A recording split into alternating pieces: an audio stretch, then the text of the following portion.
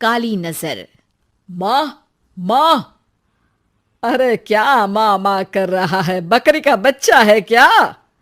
अरे माँ, मजाक छोड़ो। मुझे फाइनली वो मेन चौराहे वाली दुकान मिल गई है। अब देखना, आपका बेटा दुगनी स्पीड से पैसा कमाएगा। उफ, ये क्या? मेरी ऑनलाइन मेकअप क्लास चल रही है। इतनी जोर से क्यों बोल रहे हो आप दोनों? अरे मेरी धर्म पत्नी जी, मेकअप क्लास बाद में करना। वो चौराहे वाली दुकान मिल गई है हमको। अरे वाह! रुको, मैं अपनी माँ को फोन लगाकर बता देती हूँ। अरे मैं भी अपने रिश्तेदारों को बता देती हूँ। कितनी खुशी की बात है। हाँ हाँ, मैं भी अपने दोस्तों को बता देता हूँ। 1 हफ्ते बाद रजिस्ट्री है। बस, घर में खुशी का मौका था। उन तीनों ने अपने अपने फोन उठाए और लोगों में बात फैलाना शुरू कर दिया। और रही सही कसर श्वेता बहू ने अपने पड़ोस में सबको बताकर कर दी। अरे वर्मा आंटी, अब हम भी जल्दी कार ले लेंगे। घर का रेनोवेशन होगा और ठाट से रहेंगे हम भी। अरे ऐसा क्या हुआ? लॉटरी बाटरी लग गई है क्या? अरे इस बार चौराहे वाली मॉल में हमको भी दुकान मिल गई है। दुकान नंबर 21, जो एकदम चौराहे पर है। अब ग्राहक बढ़ेंगे तो आमदनी भी बढ़ेगी ही ना। अरे वाह, कितनी खुशी की बात है। मैं बहुत खुश हूँ तुम्हें इतना खुश देख के। बाकी एक बात कहूँ, सबको मत बताते फिरना। किसी की नजर लग जाएगी तो खुशी की खबर वापस लौट जाएगी। हैं? ऐसे थोड़ी ना होता है। अब डरा रही हो। अरे सही कह रही हूँ। काली नजर कहते हैं इस चीज को, जब आप किसी को कुछ बताओ और वो काम बिगड़ जाए। अरे लेकिन मैं तो। तुमने सबको बता दिया ना? हाँ, फोन लगा लगा के। अब बच के रहना। काली नजर बड़ी खतरनाक होती है। श्वेता इतनी खुश रहती है कि वो वर्मा आंटी की बात पर ध्यान ही नहीं देती, जबकि पड़ोस में और भी लोगों से खुशी की खबर शेयर करती रहती है। अगले दिन राजेश बहुत दुखी होकर घर आता है। अरे बेटा, क्या हुआ? मुंह क्यों सूजा हुआ है? मधुमक्खी ने काट लिया क्या? माँ, वो दुकान किसी और के पास चली गई। किसी ने ज्यादा भाव लगा दिया। अरे पर बात तो आपसे हुई थी ना उस दुकान वाले की।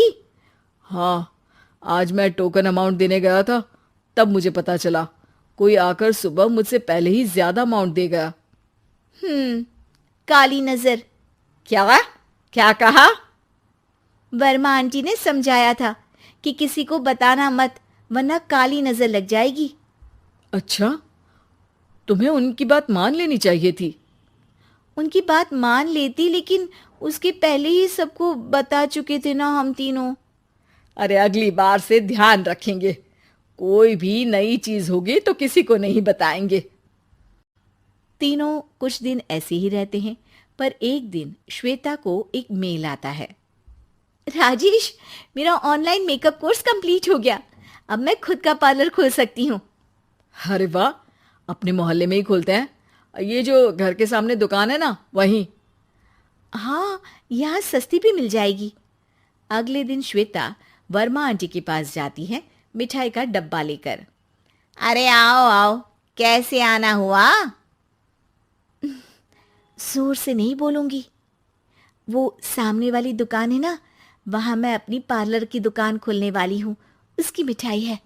अरे वाह, बहुत बधाई हो तुमको। हाँ, मैं कमाने लगूंगी तो राजेश पर पूरे घर का बोझ नहीं रहेगा ना आंटी जी। ये तो है। पर ये बता कि तूने ये बात किसी और को तो नहीं बताई ना? अरे नहीं नहीं, पिछली बार गलती कर दी थी। काली नजर लगी किसी की और राजेश के हाथ से वो दुकान चली गई थी। सबको मत बताना। चलो मैं चलती हूँ, कल दुकान की बात करने भी तो जाना है।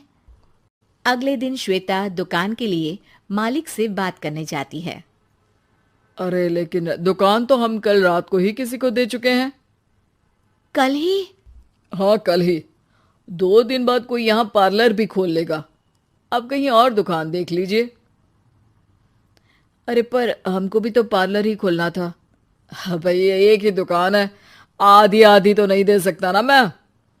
राजेश और श्वेता घर पर हताश होकर आ जाते हैं। इस बार तो किसी को बताया भी नहीं था, अब किसकी काली नजर लग सकती है। सुनो, तुमने माँ को बताया था क्या? अरे कैसी बात कर रही हो, माँ की नजर थोड़ी ना लगेगी। पक्का तुमने किसी को नहीं बताया था ना? सिर्फ वर्मा आंटी को बताया था, उन्होंने ही मुझे किसी को नहीं बताने को कहा। अरे यार, तुम भी सही हो, मेरी माँ को नहीं बताने को कह रही हो, पर वर्मा आंटी को बताना तुम्हें जरूरी लगा। अरे वर्मा आंटी ने ही तो काली नजर के बारे में बताया था ना, वो हमेशा हमारा भला ही तो चाहती है। मेरी माँ भी हमारा भला ही चाहती है। अरे पर चिल्ला क्यों रहे हो? बात नहीं कर सकते क्या आराम से? नहीं आता वो आराम से बात करना, और करना भी नहीं चाहता हूं मैं।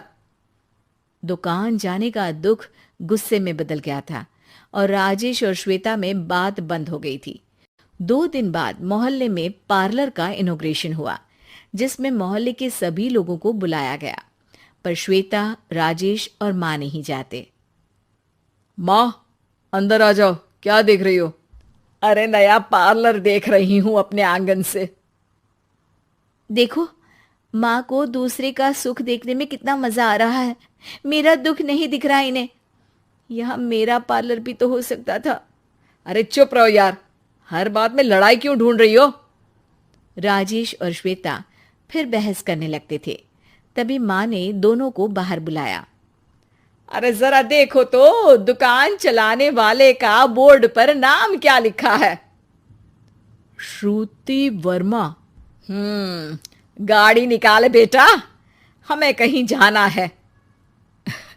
काली नजर का इलाज कराने?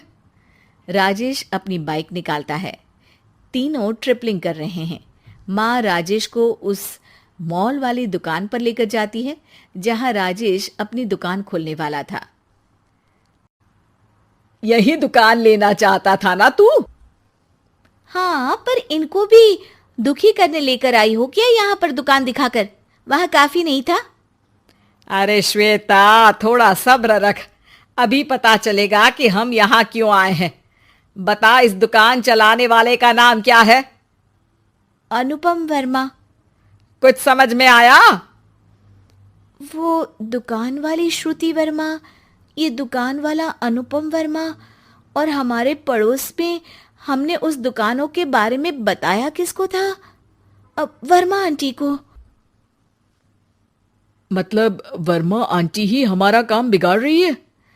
नहीं नहीं, ऐसा नहीं हो सकता, ये बस इत्तेफाक है। राजेश अपना फोन निकालता है और श्रुति वर्मा और अनुपम वर्मा के नाम फेसबुक पर सर्च करता है, जहां ये दोनों ही वर्मा आंटी के रिश्तेदार होते हैं। श्वेता को समझ में आ जाता है कि वर्मा आंटी की ही नजर काली नजर है। अब क्या करना है? कोई भी खुशी की खबर हो तो काली नजर से बचना है, यानी वर्मा आंटी से बचना है। अरे पर मुझे ये समझ में नहीं आया कि वो हमारे साथ ऐसा क्यों करेंगी। अरे बेटा, एक सीख है, दूर के आदमी को आपकी तरक्की से कम परेशानी होगी, पड़ोसी को ज्यादा। दोनों माँ की बात में हामी भरते हैं और अगला काम चुपचाप करने की कसम खाते हैं, ताकि आगे से वर्मा आंटी कोई काम ना बिगाड़ सके।